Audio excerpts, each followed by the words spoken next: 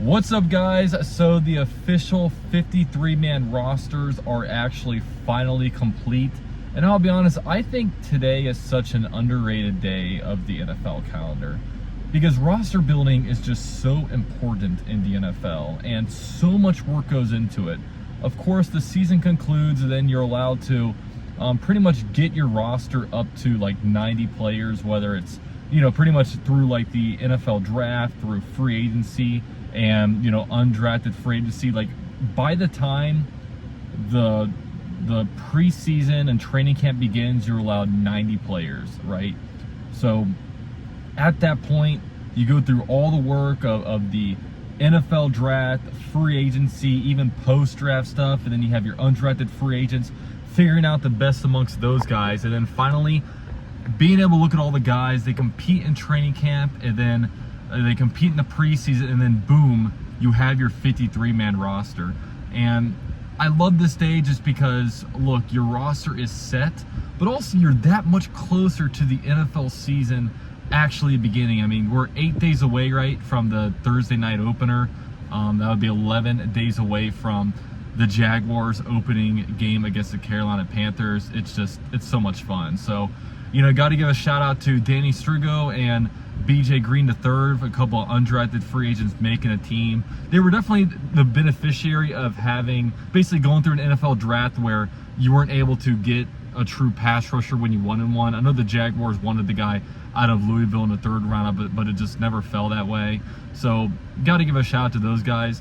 And one thing, because I made a video initially reacting to it, but I think the thing that I underreacted to was Caleb Ransaw, the Jaguars' third-round pick from the Tulane, is going to be out for the year. Like, I just felt like this was so underreported. No idea what's going on with him.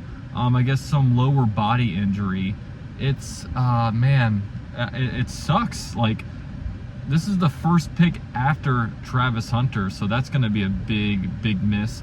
We'll see. The Jaguars also drafted Ryan Lane from Navy, who should.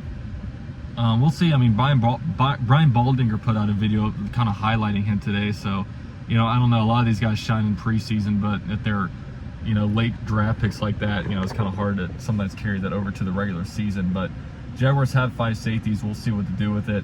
And other than that, some takeaways. I mean, Jaguars didn't claim anybody off of waivers today. So I like that the Jaguars, they needed to upgrade the roster, and they just did that without allowing other teams to do it, right? Trading Fortner straight up for Colin Saunders was a big thing. This morning, the Jaguars traded a 6th-round pick in exchange for Tim Patrick.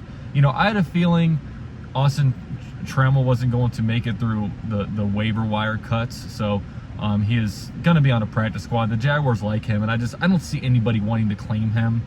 So the Jaguars get their big body, kind of the Tim Jones replacement. You got a big body that kind of block forward, and they went out and did that. They needed an interior defensive lineman. They needed another wide receiver, and they did that. So the Jaguars will officially carry 5 receivers on the 53-man roster.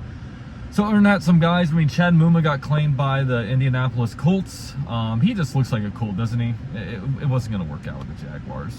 Jordan Jefferson, 4th-round pick out of LSU, got claimed by the 49ers. And also defensive tackle Tyler Lacey got claimed by the Detroit Lions. So we'll see what players actually revert to the practice squad for the Jaguars. I imagine, at least 60 to 70% of these guys that the Jaguars cut will revert there. Then they got to get some extra guys that, get some look at some other guys around the league they might like. So interesting stuff. The 53-man roster is set. The season is right around the corner. Guys, I'm fired up. Go Jags.